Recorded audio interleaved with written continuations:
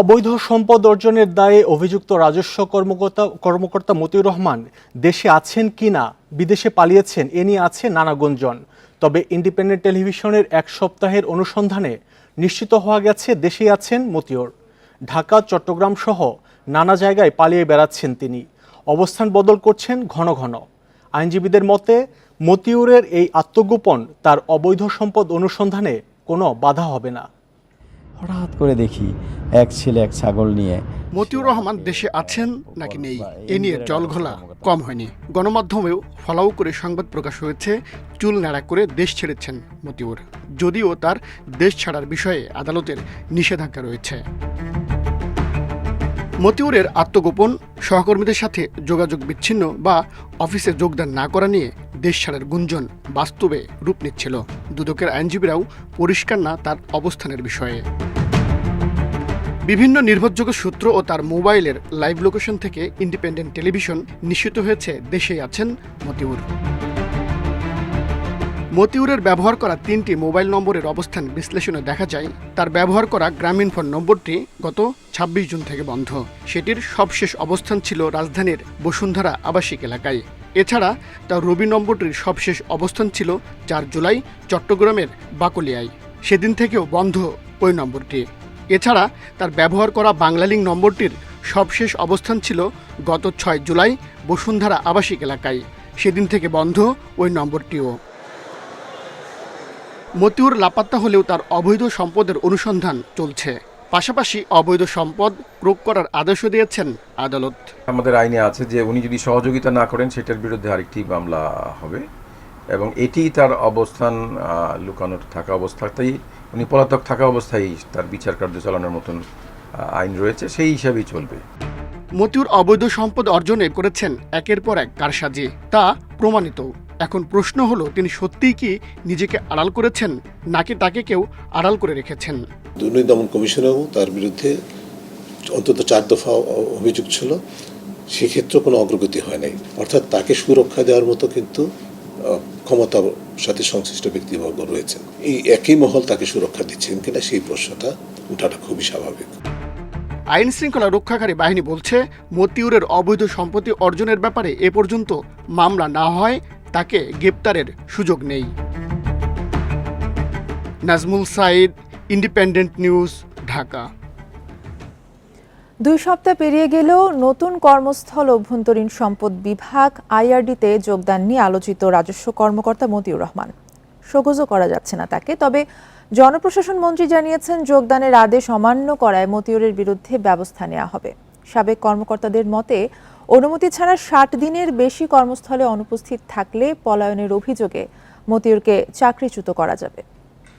দেশ জুড়ে ব্যাপক সমালোচনা শুরু হলে রাজস্ব কর্মকর্তা মতিউর রহমানকে এই দপ্তরে অর্থাৎ অর্থ মন্ত্রণালয়ের অভ্যন্তরীণ সম্পদ বিভাগে সংযুক্ত করা হয়।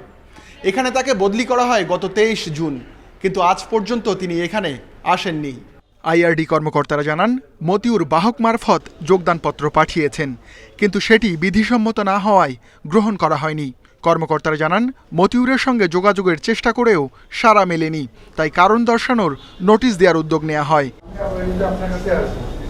গত সপ্তাহে নোটিশ প্রস্তুত করে আইআরডি, কিন্তু পাঠানো হয়নি। কেন পাঠানো হয়নি তার সদুত্তর দিতে পারেননি কর্মকর্তারা। তারা জানান, শুধু দুর্নীতি দমন কমিশন, দুদকের নোটিশ মতিউরের বিভিন্ন ঠিকানায় পাঠানো হয়েছে। বিষয়টি আমি দেখব যে কেন যোগ দেন নাই এবং কি বিষয়, এর পিছনের কারণ কি, কোনো যৌক্তিক কারণ আছে কিনা। অনেক সময় যৌক্তিক কারণ থাকতে পারে, তো সেটিও আমাদের দেখতে হবে। তো সেটি আমি দেখে ব্যবস্থা করব। একই শহরের মধ্যে কোনো সরকারি কর্মকর্তাকে বদলি করা হলে 24 ঘন্টার মধ্যেই নতুন কর্মস্থলে যোগ দিতে হয়। মতিউর তা না করে সরকারি আদেশ অমান্য করেছেন। এজন্য কারণ দর্শানোর নোটিশ দিয়ে তার বিরুদ্ধে বিভাগীয় মামলা শুরু করা যায়। আবার এক নাগারে 60 দিনের বেশি অনুপস্থিত থাকলে পালানোর অভিযোগে সরকারি কর্মকর্তাকে চাকরিচ্যুতও করা যায়। তিনি আমাদের যে সরকারি বিধিমালা ভঙ্গ করেছেন এবং মিসকন্ডাক্ট করেছেন, তো এই জন্য তার বিরুদ্ধে প্রসিডিংস চালু করতে পারে, ডিপার্টমেন্টাল মামলা হতে পারে, তার ডিজারশনও হতে পারে, কেন তিনি এতদিন ধরে কোথায় আছেন কেউ জানে না। আর বাহক মারফত কোনো যোগদানপত্র দেওয়ার কোনো বিধান আমাদের নেই। যোগদানপত্র নিজে উপস্থিত থেকে যোগদান করতে হয় কর্তৃপক্ষের কাছে। এনবিআর কর্মকর্তারা জানান, মতিউরের চাকরির মেয়াদ শেষ পর্যায়ে, ডিসেম্বরে তার স্বাভাবিক অবসরে যাওয়ার কথা। Ruhul Amin, independent news, Dhaka. NBR এর সাবেক কর্মকর্তা মতিউর রহমানের মিরপুরের 4টি ফ্ল্যাট ও 24 একর জমি ক্রোকের আদেশ দিয়েছে আদালত। এছাড়া 116 ব্যাংক হিসেবে 13.5 কোটি টাকা এবং শেয়ার বাজারের 23টি বিও অ্যাকাউন্ট ফ্রিজের আদেশও দেওয়া হয়েছে। বৃহস্পতিবার ঢাকা মহানগর সিনিয়র স্পেশাল জজ আদালত দুদকের আবেদনের প্রেক্ষিতে এ আদেশ দেন। দুদকের আবেদনে মতিউর রহমান দুর্নীতির মাধ্যমে দেশ ও বিদেশে অবৈধ সম্পদ অর্জন ও অর্থ পাচারের অভিযোগ করা হয়। এতে বলা হয়, মতিউর রহমান ও তার পরিবারের সদস্যরা তাদের মালিকানাধীন স্থাবর ও অস্থাবর সম্পত্তি হস্তান্তরের চেষ্টা করছেন। তারা যাতে সম্পত্তি বিক্রি বা হস্তান্তর করতে না পারে সেজন্য সম্পত্তি ক্রোক প্রয়োজন বলে উল্লেখ করা হয় দুদকের আবেদনে। এর আগে গত 4 জুলাই মতিউর রহমান ও তার পরিবারের 4টি ফ্ল্যাট ও 866% জমি ক্রোকের আদেশ দিয়েছিল আদালত। লেনদেনের সাথে সংশ্লিষ্ট যে 116টা ব্যাংক হিসেবে আমরা পেয়েছি, তার ভিতরে যে স্থিতি আছে এই নিয়ে এবং বিও অ্যাকাউন্টগুলির আমরা ফ্রিজ এবং ক্রোক করার জন্য বিজ্ঞ আদালতে আবেদন করেছি। বিজ্ঞ আদালত আমাদের বক্তব্য শোনার পর এটা মঞ্জুরযোগ্য মনে হওয়াতে উনি এটা মঞ্জুর করেছেন। কোটা সংস্কারে সংসদে জরুরি অধিবেশন ডেকে আইন পাশ করার দাবি জানিয়েছেন আন্দোলনকারীরা। আজ বিকেলে সব বিশ্ববিদ্যালয়ে বিক্ষোভ ও সমাবেশের ঘোষণা দিয়েছেন তারা। এর আগে বৃহস্পতিবার বিকেলে কোটা সংস্কারের দাবিতে পুলিশের ব্যারিকেড ভেঙে রাজধানীর শাহবাগ মোড়ে অবস্থান নেন আন্দোলনরত শিক্ষার্থীরা। এছাড়া গুরুত্বপূর্ণ আরও কিছু সড়কে বাংলা ব্লকেট কর্মসূচি পালন করেন তারা। ঘোষণা অনুযায়ী বিকেল 5টার দিকে পুলিশের ব্যারিকেড পেরিয়ে শাহবাগের দিকে এগিয়ে যায় কোটা সংস্কার আন্দোলনকারী শিক্ষার্থীরা। তাদের একটি অংশ বিএসএমএমইউর ফটকের সামনেও অবস্থান নেয়। এ সময় আন্দোলনকারীদের শান্ত থাকার আহ্বান জানিয়ে বারবার মাইকিং করে পুলিশ। দুই পক্ষের মধ্যে দীর্ঘ সময় ধরে উত্তেজনা চললেও তেমন কোনো অপ্রীতিকর ঘটনা ঘটেনি। তারা এখন পর্যন্ত শান্ত আছে, তো আমরা তাদেরকে বোঝানোর চেষ্টা করতেছি। আশা করছি খুব তাড়াতাড়ি তারা রাস্তা থেকে ফিরে যাবে। কোটা সংস্কারে নির্বাহী বিভাগের স্পষ্ট ঘোষণা ছাড়া আন্দোলন থেকে না সরার ঘোষণা দেন শিক্ষার্থীরা। পরিপত্র খেলা, কানাকে হাইকোর্ট দেখানোর যে খেলা, এই খেলায় শিক্ষার্থীরা থাকতে চায় না। বর্তমানে যে আন্দোলনটা চলছে সেটা এক দফা দাবিতে, কারণ আমরা চাই এই যে চলমান কোটা ব্যবস্থা আছে এটা একটা স্থায়ী সমাধান। শাহবাগ ছাড়াও বিকেল 3টার পর রাজধানীর ফার্মগেট, পল্টন সহ গুরুত্বপূর্ণ পয়েন্টে সড়ক অবরোধ করে রাখেন ঢাকা বিশ্ববিদ্যালয় সহ বিভিন্ন শিক্ষা প্রতিষ্ঠানের শিক্ষার্থীরা। আগারগাঁও এলাকায় অবস্থান নেয় কৃষি বিশ্ববিদ্যালয়ের শিক্ষার্থীরা। 7টা পর্যন্ত অবস্থান করে কোটা সংস্কারের দাবি জানান তারা। মুক্তিযুদ্ধ কোটা, প্রতিবন্ধী কোটা কিংবা আরও যেগুলো কোটা আছে সবগুলো একটা সীমিত পর্যায়ে নিয়ে এসে সবার জন্য একটা সুন্দর একটা ব্যবস্থা করা হয়েছে আমাদের মূলত দাবি। কোটা আন্দোলনের সংস্কার হয়ে ন্যূনতম পর্যায়ে কমপক্ষে সেটা যৌক্তিকভাবে সমাধান করে 5% যেন আনা হয়। রাত 9টায় শাহবাগে এক সংবাদ সম্মেলনে নতুন কর্মসূচির ঘোষণা দেন আন্দোলনকারীরা। সংসদে আইন পাশের মাধ্যমে কোটার যৌক্তিক সংস্কারের দাবি জানান তারা। এখনো সময় আছে, কোনো ধরনের টালবাহানা না করে সুস্পষ্ট বক্তব্য এবং দৃশ্যমান পদক্ষেপ নিতে হবে। জরুরি অধিবেশন ডেকে সংসদে কোটার আইন পাশ করতে হবে। গত 5 জুন সরকারি চাকরিতে কোটা পদ্ধতি পুনর্বহালে হাইকোর্টের পর আন্দোলনে নামে শিক্ষার্থী এবং চাকরি প্রত্যাশীরা। যদিও বুধবার হাইকোর্টের ওই রায়ে 1 মাসের স্থগিতাবস্থা দেয় আপিল বিভাগ। Mahmuda Moumita, independent news, Dhaka. সরকারি চাকরিতে কোটা বাতিলের পরিপত্র অবৈধ ঘোষণা করে হাইকোর্টের দেয়া রায়ের মূল অংশ প্রকাশ হয়েছে। এতে বলা হয়েছে, সরকার চাইলে কোটা বাড়াতে বা কমাতে পারবে। কোটা পূরণ না হলে সাধারণ মেধা তালিকা থেকে নিয়োগ দেয়া যাবে। বিচারপতি KM কামরুল কাদের ও বিচারপতি খিজির হায়াতের হাইকোর্ট বেঞ্চের রায়ের মূল অংশ বৃহস্পতিবার বিকেলে প্রকাশ করা হয়। কোটা পুনর্বহাল করে হাইকোর্টের দেয়া রায় পাওয়ার 3 মাসের মধ্যে সরকারি চাকরিতে নবম গ্রেড বা প্রথম শ্রেণী ও দশম থেকে ত্রয়োদশ গ্রেড বা দ্বিতীয় শ্রেণীর সরকারি চাকরিতে কোটা পুনর্বহাল করতে নির্দেশ দেওয়া হয়েছে। হাইকোর্ট কোটা বাতিল করে সরকারের পরিপত্র অবৈধ ঘোষণা করে রায়ে বলেছে, মুক্তিযোদ্ধার সন্তান ও নাতি-নাতনিদের জন্য 30% কোটা পুনর্বহাল করতে হবে। একই সঙ্গে সরকারি চাকরিতে 10% নারী, 10% জেলা, 5% ক্ষুদ্র নিগোষ্ঠী এবং 1% প্রতিবন্ধী কোটা পদ্ধতি রাখার নির্দেশ দেওয়া হয়েছে হাইকোর্টের রায়ে। মুক্তিযোদ্ধা এবং জেলা কোটা, তারপরে নারী কোটা সহ যারা ট্রাইবাল তাদের কোটাও থাকবে। তবে এই জাজমেন্ট কোনোভাবে প্রভাবিত করবে না। সরকারকে বা রেসপন্ডেন্টকে আমাদেরকে একটা ডাইরেকশন দিয়েছেন যে যদি সরকার মনে করে এই কোটা পরিবর্তন বা বৃদ্ধি বা কমাতে চায় সেটাও করতে পারবেন। কোটা সংস্কার আন্দোলনকারীরা সীমা অতিক্রম করেছে এমন মন্তব্য করে স্বরাষ্ট্রমন্ত্রী আসাদুজ্জামান খান বলেছেন, আন্দোলনের নামে জনদুর্ভোগ ও জানমালের ক্ষতি করা হলে পুলিশ বসে থাকবে না। এদিকে রাস্তা বন্ধ করে আন্দোলন হলে আইনি ব্যবস্থা নেওয়া হবে বলে জানিয়েছে ঢাকা মেট্রোপলিটন পুলিশ ডিএমপি। সরকারি চাকরিতে কোটা সংস্কারের দাবিতে সড়ক, মহাসড়ক ও রেলপথ অবরোধ করে আন্দোলনে শিক্ষার্থী ও চাকরি প্রত্যাশীরা। বৃহস্পতিবার নিজ দপ্তরে স্বরাষ্ট্রমন্ত্রী বলেন, কোটা আন্দোলনকে কেন্দ্র করে অনেকেই শিক্ষার্থীদের ব্যবহার করার চেষ্টা করছে, তাই ফাঁদে পা না দিয়ে আন্দোলনকারীদের ক্লাসে ফেরার আহ্বান জানান তিনি। বলেন, আন্দোলনের নামে জানমালের ক্ষতি হলে আইনশৃঙ্খলা রক্ষাকারী বাহিনী বসে থাকবে না। একটা লিমিট বোধহয় থাকে, তারা বোধহয় এগুলি ক্রস করে যাচ্ছে। আজকে বেশ কয়েকদিন হলো তারা কিন্তু একই কাজ করছেন। এখন আমার মনে হয় আর এই রাস্তায় অবস্থান করে, এত কষ্ট করে রাস্তায় অবস্থান করে কোনো প্রয়োজন আছে বলে আমার মনে হয় না। মিন্টু রোডে মিডিয়া সেন্টারে এক সংবাদ সম্মেলনে ডিএমপির অতিরিক্ত কমিশনার বলেন, হাইকোর্টের আদেশের পর আন্দোলনের কোনো যৌক্তিকতা নেই। জনদুর্ভোগ সৃষ্টি হয় এমন কর্মসূচি পালন না করতে শিক্ষার্থীদের আহ্বান জানান তিনি। আমরা অবশ্যই বদ্ধপরিকর, শুধুমাত্র যারা আন্দোলন করে ঢাকা মেট্রোপলিটন পুলিশ তো শুধু তাদের নয়, তাদের তো বাধ্যবাধকতা সকলের কাছে, আমাদের জবাবদিহিতা কিন্তু সকলের কাছে। যারা আন্দোলন করে তাদের রাইটসকে যেমন তারা অনুশীলন করতে চায়, সেই সাথে যাদের প্রতিবন্ধকতা তৈরি করছে তাদের তো রাইটস আছে, সেই রাইটসগুলোও কিন্তু আমাদেরকে এনশিওর করতে হবে। কোটা সংস্কার আন্দোলনে বেশ কয়েকদিন ধরে ঢাকার শাহবাগ, সায়েন্স ল্যাব সহ দেশের সড়ক, মহাসড়কে চলাচল ব্যাহত হচ্ছে বলে উল্লেখ করেন পুলিশের এই কর্মকর্তা। রেজওয়ানুল হক, ইন্ডিপেন্ডেন্ট নিউজ, ঢাকা। সক্রিয় মৌসুমি বায়ুর প্রভাবে ভোর থেকে রাজধানীর বিভিন্ন এলাকায় বৃষ্টি হচ্ছে। আরও জানাতে হাতিরঝিল এলাকা থেকে যোগ দিচ্ছেন সহকর্মী ইকরামুল কবির। ইকরাম, রাজধানীতে কেমন বৃষ্টি দেখছেন আর সারাদিনের কি পূর্বাভাস আছে? আবহাওয়া অফিস কি বলছে বৃষ্টিপাত নিয়ে?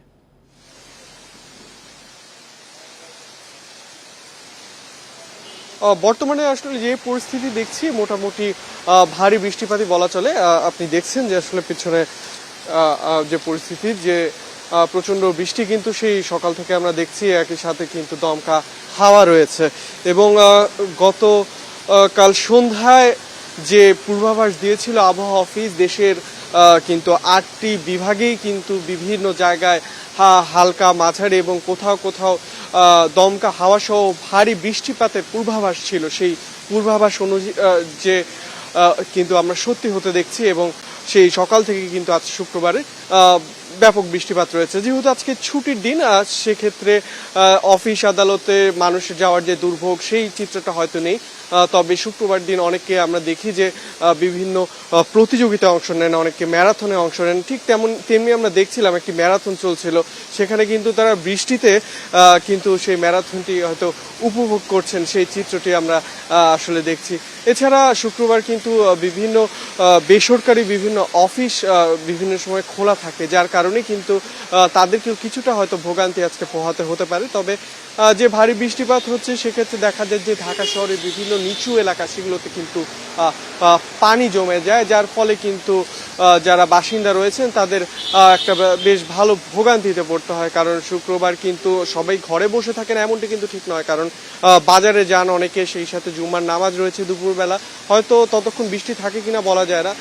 তো বৃষ্টি সেক্ষেত্রে যেহেতু আজকে ছুটির দিন, কারো কাছে হয়তো বা এই বৃষ্টিটা উপভোগের বিষয় হয়ে দাঁড়ায়। তবে যে সকল নিচু এলাকা রয়েছে সেখানে কিন্তু কিছুটা হলেও বেশ ভোগান্তি আসলে পোহাতে হবে মানুষকে। তো এখন পর্যন্ত আমরা বেশ ব্যাপক বৃষ্টিপাত আসলে কিন্তু দেখতে পাচ্ছি এই হাতিরঝিল এলাকা থেকে, এবং আবহাওয়া অফিস যে পূর্বাভাস, সেই পূর্বাভাস অনুযায়ী আগামীকাল পর্যন্ত কিন্তু সারা দেশের বিভিন্ন জায়গায় এরকম হালকা মাঝারি এবং কোথাও কোথাও ভারী বৃষ্টিপাতের পূর্বাভাস রয়েছে। বৃষ্টি হচ্ছে রাজধানীতে ভোর থেকেই, সেই খবর জানাচ্ছিলেন সহকর্মী ইকরামুল কবির। উজানে ঢল ও ভারী বৃষ্টিতে বিভিন্ন জেলায় আবারও বাড়তে শুরু করেছে নদ নদীর পানি। এতে দুর্ভোগ বাড়ার আশঙ্কা বন্যা প্রবণ এলাকার বাসিন্দাদের।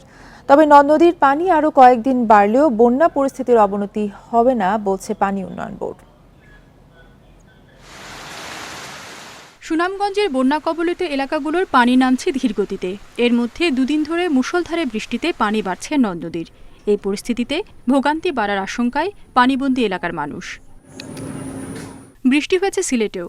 কুশিয়ারা ও সুরমার পানি বিপদসীমার ওপরে। এদিকে ধীর গতিতে পানি নামায় বন্যা কবলিতদের দুর্ভোগ উঠেছে চরমে। এখনও ১৩ উপজেলায় পানিবন্দী ৫,৩৯,০০০ মানুষ। নেত্রকোনায় ৫ দিন পর আবার বাড়ছে উবদাখালী নদীর পানি। হেও বন্যা ওলা গেছে, বাঙ্গিয়া রুঙ্গিয়া, ঘর বাড়ি দরজা বাঙ্গিয়া, মানুষ গাছর ছল চলে। আজ খাইবার তো নাই, হইতে গেলে প্রায় ৭ দিন থেকে ঘর বাড়ি সব ছাড়া, ঘর দুয়ারের অবস্থাও ভালো নাই, তা ফোড়ার সম্ভাবনা আছে।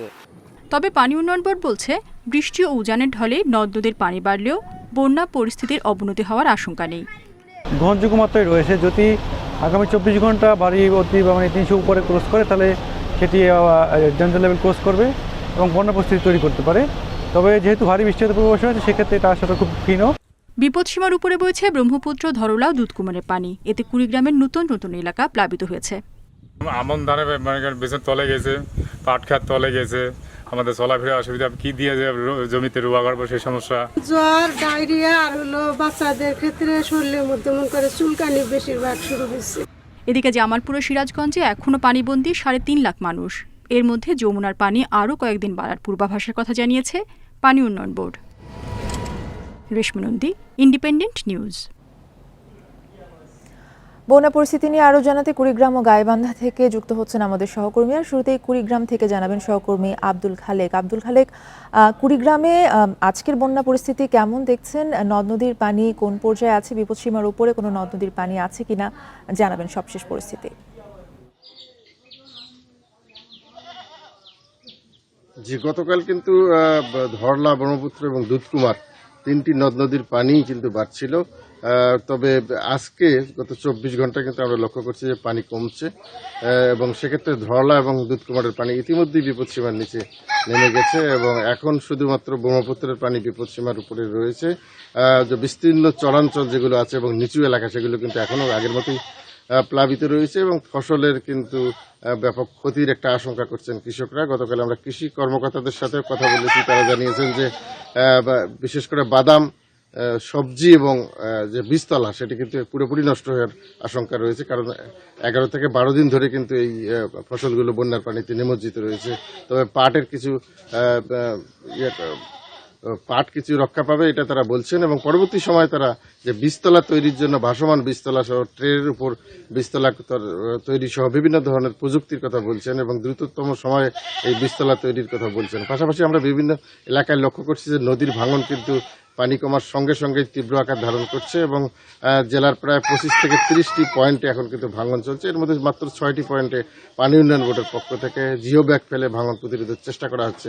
আর বেশ কয়েকটি বন্যা নিয়ন্ত্রণ বাঁধ কিন্তু ঝুঁকির মধ্যে রয়েছে, এবং সেগুলোতে 2-1টি জায়গায় কিন্তু ধস নেমেছে, এবং সেখানেও কিন্তু বালির বস্তা ফেলে সেগুলো ভাঙন প্রতিরোধের চেষ্টা করা হচ্ছে। পাশাপাশি আমি যদি বন্যার্তদের দুর্ভোগের কথা বলি, তো অনেক দিন ধরেই কিন্তু তারা ঠিকমতো রান্না করতে পারছেন না, এবং শুকনো খাবারের উপর অনেকটা নির্ভরশীল হয়ে আছেন। আর পাশাপাশি চারণভূমি তলিয়ে দেওয়ার কারণে গবাদি পশুর যে খাদ্য সংকট, সেটিও কিন্তু প্রকট হয়ে উঠেছে, এবং অনেক দূর দূরান্ত থেকে চড়া দামে খড় কিনে এনে তাদের পশুগুলোকে তারা বাঁচিয়ে রাখার চেষ্টা করছেন। সব মিলে দুর্ভোগের কিন্তু কোনো কমতি হয়নি, যদিও পানি কিছুটা কমেছে, দুর্ভোগ আগের মতোই রয়েছে। খালেক, আমাদের সাথেই থাকবেন আপনি। গাইবান্ধার খবর জানবো, সহকর্মী আরিফুল ইসলাম আছেন সেখানে। আরিফুল, গাইবান্ধায় নদ নদীর পানির কি অবস্থা? বন্যা কবলিত এলাকা এবং পানিবন্দী যেসব মানুষ রয়েছে তাদের অবস্থা জানাবেন। তারা কি পর্যাপ্ত ত্রাণ পাচ্ছে কিনা? গত 10 দিনের বেশি সময় থেকে কিন্তু গাইবান্ধার 4 উপজেলার 29টি ইউনিয়নের 2.5 লাখের বেশি মানুষ পানিবন্দী অবস্থায় থেকে চরম দুর্ভোগ পোহাচ্ছে। তবে গত 7, 8, 9 তারিখে পানি কমতে শুরু করায় তাদের মধ্যে কিছুটা স্বস্তি ফিরে এলেও আবারও গত 2 দিন পানি বাড়তে থাকায় কিন্তু তাদের কপালে দুশ্চিন্তার ছাপ দেখা দিয়েছে। কারণ এই দীর্ঘ সময় এই হাটে মাঠে ঘাটে খেটে খাওয়া শ্রমজীবী মানুষদের কিন্তু আর অন্য কোনো কর্মের সাথে তারা যুক্ত নন। ফলে এই দীর্ঘ সময় কাজ না থাকায় কিন্তু তারা অনেকটা আর্থিক সংকটে পড়েছেন। এছাড়া রান্না করা, গবাদি পশুর খাবার জোগাড় করা সব মিলিয়ে তারা কিন্তু নানা সংকট পোহাচ্ছেন। আর এই মানুষরা কিন্তু দীর্ঘদিন থেকে এই বাড়িতে যারা উঁচু স্থানে এসে আশ্রয় নিয়েছেন বা আশ্রয় কেন্দ্রে আশ্রয় নিয়েছেন, তারাও কিন্তু অনেক সংকট এখানে, যেহেতু অনেকগুলো মানুষ একখানে রয়েছেন, তাদেরও কিন্তু পয় নিষ্কাশন সহ বেশ কিছু সমস্যা তাদেরকে পোহাতে হচ্ছে। আর এই মানুষদের মধ্যে ত্রাণ বিতরণ আসলে যে পরিমাণ সহযোগিতা তাদের দরকার, আমাদের কাছে কিন্তু সেরকম দৃশ্যমান সহযোগিতা আসলে চোখে পড়েনি। কারণ মানুষের সংখ্যা অনুযায়ী সে অনুযায়ী ত্রাণ সহায়তা আসলে দেওয়া সম্ভব হচ্ছে না। তবে তাদের জেলা প্রশাসন থেকে জানানো হয়েছে যে তাদের প্রস্তুতি রয়েছে, তারা যারা এখানে দুর্গত রয়েছেন তাদের প্রত্যেকের কাছেই তারা ত্রাণ পৌঁছাতে চান। আর আরেকটি বিষয় বলে রাখি, সেটি হচ্ছে যে অনেক দিন থেকে কিন্তু এই প্রাথমিক স্কুলগুলোতে কিন্তু পাঠদান বন্ধ রয়েছে। জেলার এই 4টি উপজেলার 148টি স্কুলে কিন্তু পাঠদান বন্ধ, এবং সেখানে কিন্তু প্রাথমিক শিক্ষা অফিসার যেটি বলেছেন, এখনও কিন্তু তারা বিকল্প উপায়ে এই শিশুদেরকে পাঠদান করার ব্যাপারে কোনো ব্যবস্থা গ্রহণ করতে পারেনি। আর কৃষির কথা যদি একটু বলি, যে জেলা কৃষি সম্প্রসারণ অধিদপ্তরের যে উপপরিচালক তিনি যেটি জানিয়েছিলেন যে ক্ষতির পরিমাণ 77 কোটি টাকার মতো হবে, কিন্তু এই দীর্ঘস্থায়ী হওয়ার কারণে কিন্তু এটি আরও বাড়তে পারেন বলে তারা আশঙ্কা করছেন। গাইবান্ধা এবং কুড়িগ্রাম থেকে বন্যা পরিস্থিতির সবশেষ খবরাখবর জানাচ্ছিলেন সহকর্মীরা। জাতীয় বৃক্ষ মেলায় স্টল বরাদ্দের নামে অনিয়মের অভিযোগ উঠেছে। একটি চক্র মোটা অঙ্কের টাকার বাণিজ্য করেছে বলে প্রমাণও মিলেছে। সরকার নির্ধারিত ব্যাংক ড্রাফটের বাইরে চাঁদা বকশিশ নেওয়া হয়েছে লাখ লাখ টাকা, এমন অভিযোগ খোদ নার্সারি মালিক সমিতির। এ বিষয়ে বন অধিদপ্তরে অভিযোগ করা হলেও কোনো ব্যবস্থা নেয়নি। জাতীয় বৃক্ষ মেলা শেষ হতে বাকি একদিন, অথচ গ্রিনল্যান্ড নার্সারির স্বত্বাধিকারী হারুন প্রতি স্টল থেকে চাঁদা তুলছেন। বকশিসের নামে স্টল প্রতি নেওয়া হচ্ছে 1500 টাকা। এর আগেও কোরবানি ঈদেও প্রতি স্টল থেকে এক দফা চাঁদা নেওয়া হয়। যে নার্সারি ম্যান সোসাইটি যেটা, সেখান থেকে আসছিল আমাদের কাছে চাঁদা নেওয়ার জন্য 1500 টাকা। বিএনএস সমিতি এটার এখানে যিনি কর্মকাণ্ডে বেশি জড়িত আছেন তিনি হচ্ছেন ইব্রাহিম ভাই। সবাইকে উপঢৌকন বলবো না, যেটা হচ্ছে গিফট দেওয়ার নামে চাঁদা তুলছেন। জাতীয় বৃক্ষ মেলায় 120টি স্টল রয়েছে। 1 মাস ধরে চলা মেলায় স্টল বরাদ্দের জন্য 10,000 টাকা ব্যাংক ড্রাফট করতে হয়। এরপরও পানি বাবদ অতিরিক্ত টাকা নেয় ঠিকাদার। এবার টাইলস ব্যবহারের নামে প্রতি স্টল থেকে নতুন করে 12,000 টাকা নেওয়া হয়। এভাবে মেলা থেকে 120টি স্টলের বিপরীতে 33,60,000 টাকা তোলা হয়। সেখানে সরকারি কোষাগারে যাচ্ছে 12 লাখ টাকা, বাকি 21,60,000 টাকার হিসাব নেই। ইট নিতে হয় ভাড়া, টাইলস করে কে বা কারা করে, বা সেটা বন বিভাগ কে করে জানি না, ঠিকাদার টাকা উঠে নেয়। যে ইট একেবারে মানুষ ফেলে দেয়, পাইলিং করে বা ভরট পড়ে, এরকম 1000 ইটের বিল মাসে 7,000 টাকা ভাড়া। অভিযোগ আছে বরিশাল নার্সারির স্বত্বাধিকারী ইব্রাহিমের বিরুদ্ধে। তার অনুসারীরা প্রতি স্টল থেকে চাঁদা তোলেন, আবার তার কথাতেই মেলার স্টল বরাদ্দ দেয়া হয়। মানে বকশিসের নাম দিয়ে, এই কোরবানির নাম দিয়ে ভালো জায়গায় স্টল পাওয়া দেওয়ার কথা বলে, গাছ মূল্যায়ন করার সময়, নার্সারি মূল্যায়ন করার সময় এই বহুমুখী অবস্থায় বন বিভাগের সাথে যোগ সাজস করে এরা এই চাঁদাবাজি করে, এটা ওপেন সিক্রেট। এসব অভিযোগ অস্বীকার করেন বরিশাল নার্সারির স্বত্বাধিকারী। এটা হলো প্রতিহিংসামূলক। কারণ হলো এখানে স্টল বরাদ্দের, আমি বরিশাল নার্সারি, আমি একটা প্রথম স্থান অধিকারকারী, সেখানে আমি এটা বরাদ্দের সাথে আমাদের কোনো রিলেশন আছে কি? এমন অভিযোগের ভিত্তিতে বৃহস্পতিবার বন অধিদপ্তর তদন্ত করে। স্টলের সামনে আপনি দেখবেন যে টাইলস বসানো হয়েছে। এইগুলো কিন্তু স্টল মালিক যারা আছে, নার্সারি মালিক যারা আছে, তারা নিজে থেকে করে। সেই ব্যবস্থাটি আমরা সরকারিভাবে করি না। যদি অভিযোগটি সত্য হয় তাহলে এর সাথে যারা জড়িত অবশ্যই আমরা দৃষ্টান্তমূলক ব্যবস্থা নেব। এবছর মেলায় প্রায় 15 কোটি টাকা সহ 10 বছরে প্রায় 75 কোটি টাকার গাছ বিক্রি হয়েছে, যার বেশিরভাগই অনুমোদনহীন বিদেশি গাছ। এতে সরকারের বড় অঙ্কের রাজস্বের ফাঁকি হচ্ছে বলে দাবি নার্সারি মালিকদের। Shahriar Anirban, independent news, Dhaka. সাদিক এগ্রোর ব্রাহ্মা জাতের গরু কোথায়, এই প্রশ্নের উত্তর নেই কারো কাছে।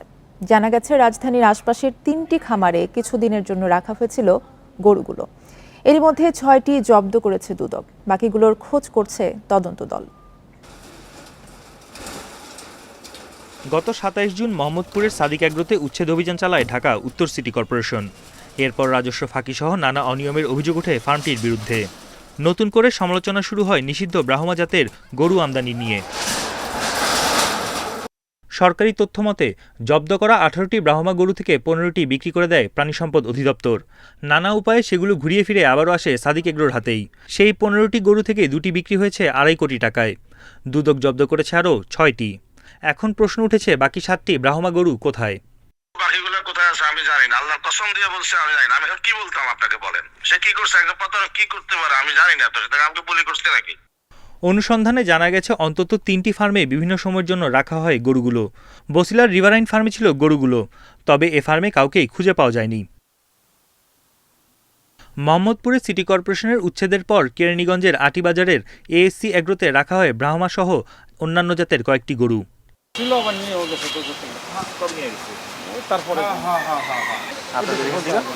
নরসিংদীর দিকে নেওয়ার কথা মনে হয় না, হতে পারে যেতে পারে, কেন যেহেতু গরু যখন রাখছে কোথাও কয়টা আনছিল আমাদের এখানে বাহামা অঞ্চলে একটাই বড়টা। সাভারের ভাতুরকায় সাদিক এগ্রোর আরেকটি ফার্ম, সেখানেও মেলেনি ব্রাহ্মা গরু। ব্রাহ্মা জাতের 7টি গরু এখন কোথায় সে তথ্য জানেন শুধুই সাদিক এগ্রোর মালিক ইমরান হোসেন। যোগাযোগের চেষ্টা করেও পাওয়া যায়নি তাকে। বন ইবনে কামাল, ইন্ডিপেন্ডেন্ট নিউজ, ঢাকা। মাদারীপুরের সাবেক পুলিশ সুপার সুব্রত কুমার হালদার সহ 5 জনের বিরুদ্ধে কনস্টেবল নিয়োগে ঘুষ নেয়ার অভিযোগে আদালতে চার্জশিট দাখিল করেছে দুদক। বৃহস্পতিবার বিকেলে আদালতে চার্জশিট দাখিল করেন দুদকের উপপরিচালক হাফিজুল ইসলাম। দুদকের উপপরিচালক আতিকুর রহমান জানান, গোপন সংবাদের ভিত্তিতে অবৈধ ঘুষ লেনদেনে ৭৩,৫০,০০০ টাকার 6টি ধাপে জব্দ করা হয়। বিষয়টি পুলিশ সদর দপ্তর প্রাথমিকভাবে তদন্ত করে সত্যতা থাকায় আদালতের মাধ্যমে সেটা দুর্নীতি দমন কমিশনে পাঠায়। পরবর্তীতে দুদক ১,৬৯,০০,০০০ টাকা ঘুষ গ্রহণের তথ্য প্রমাণ পায়। গত বছর 5 জুলাই মাদারীপুরের সাবেক পুলিশ সুপার সুব্রত কুমার হালদার সহ 6 জনের বিরুদ্ধে মামলা দায়ের করে দুদক। পরে দীর্ঘ তদন্তের পর সাবেক এসপি সহ 5 জনের বিরুদ্ধে আদালতে চার্জশিট দাখিল করা হয়েছে।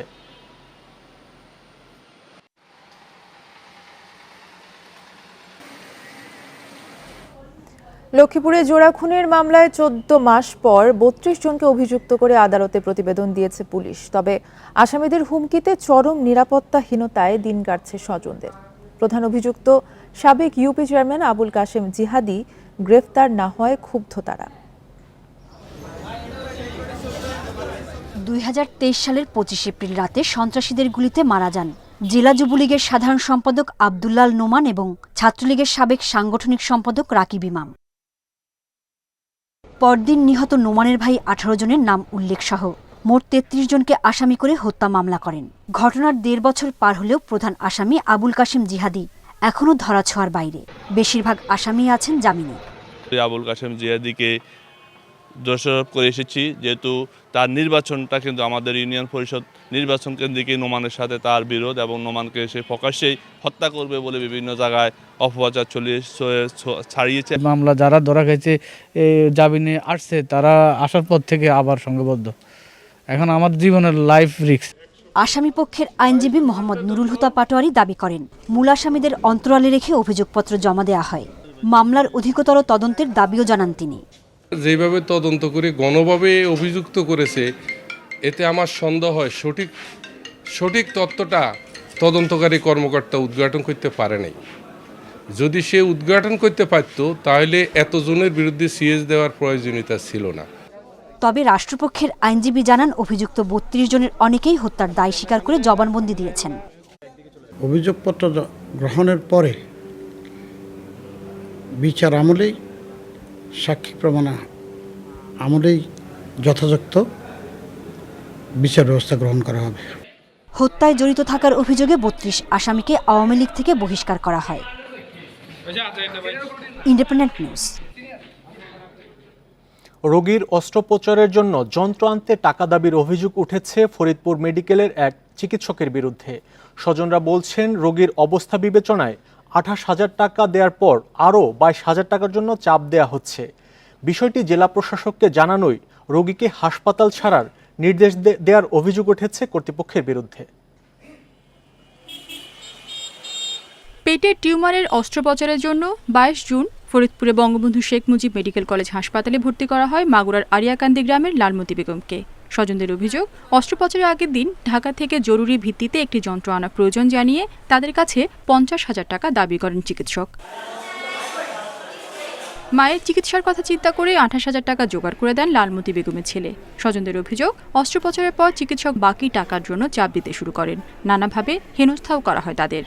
আমার মা ওটিডি রয়েছে, আমি টাকা দিয়ে দিচ্ছি, তারপরও টাকা আরও নেওয়ার জন্য দাবি করে ধমক দিয়ে, মানে সেই দুধ মিয়া আট মিয়া মানে 20,000 টাকা দিয়ে আমার বলতেছিল টাকা কই।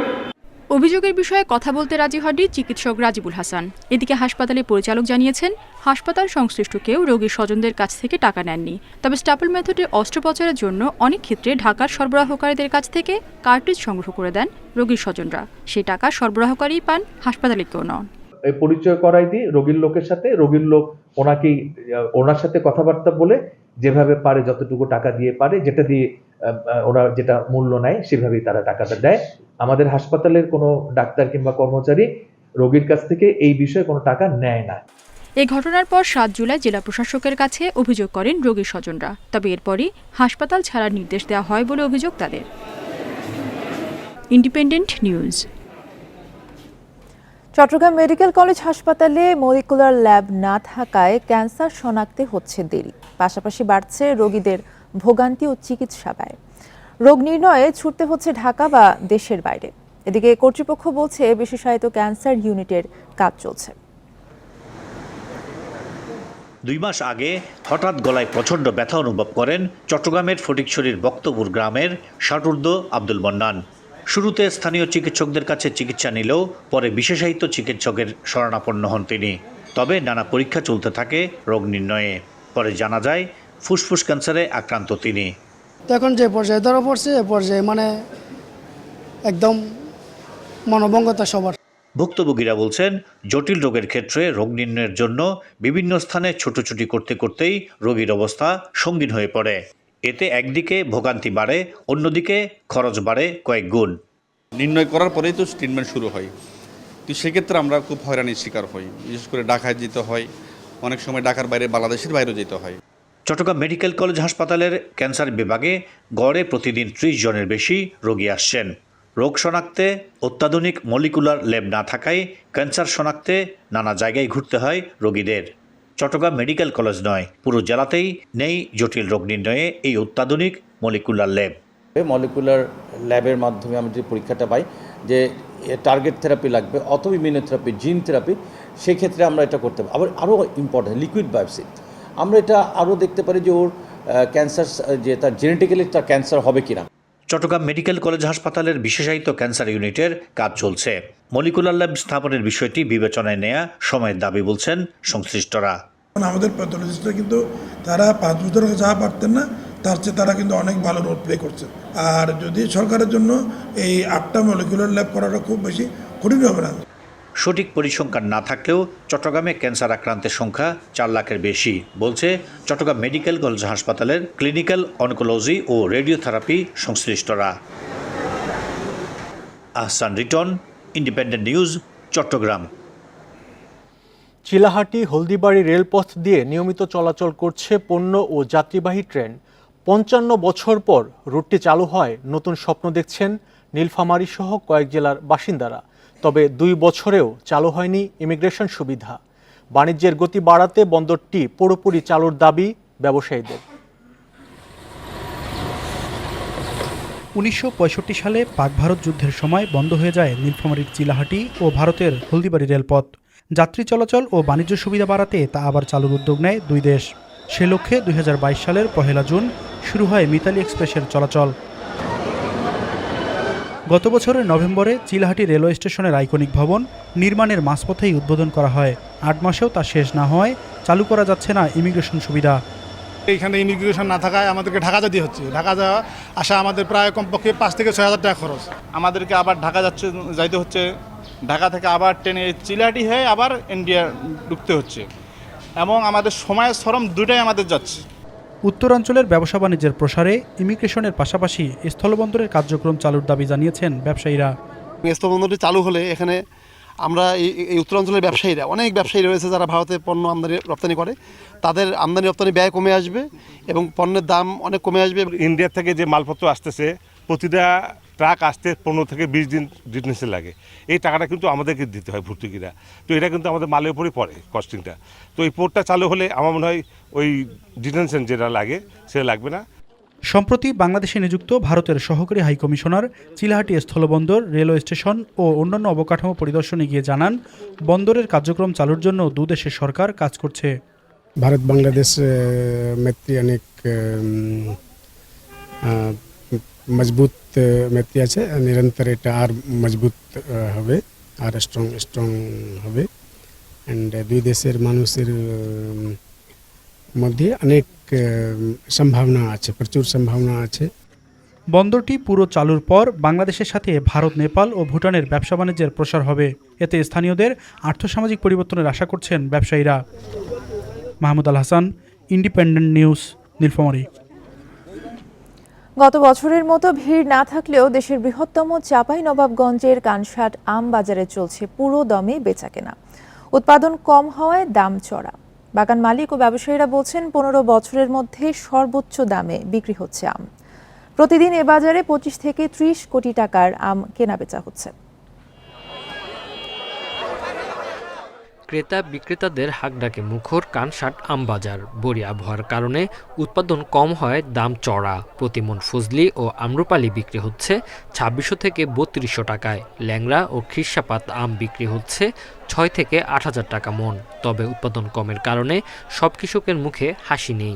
উৎপাদন কম হলে বাজার দর বাড়ে, কিন্তু আমার কৃষক তো টাকা পাচ্ছে না। আমার কৃষক 50টা বাগানে 2-3টা বাগানে আম হয়েছে, সবগুলোই মার চলে গেছে। শীতের তীব্রতা ছিল, আমের মুকুল আসতে দেরি, তারপরে আমের মুকুল আসার পর বৃষ্টিপাত, জলবায়ুগত পরিবর্তনের নানান প্রভাবে কিন্তু আমরা ক্ষতিগ্রস্ত। দেশের বিভিন্ন স্থান থেকে পাইকাররা এসে আম কিনছেন। কানসাট বাজার থেকেই প্রতিদিন 250 থেকে 300 টাকা আম সরবরাহ হচ্ছে, যার বাজার মূল্য 25 থেকে 30 কোটি টাকা। 9 থেকে 11 লক্ষ টাকার আম একটি গাড়িতে যায়। সেই ক্ষেত্রে আমরা দেখে আসছি যে সব মিলিয়ে আমাদের এই বাজার থেকে 25 থেকে 30 কোটি টাকার আম প্রতিদিন বেচে কেনা হয়।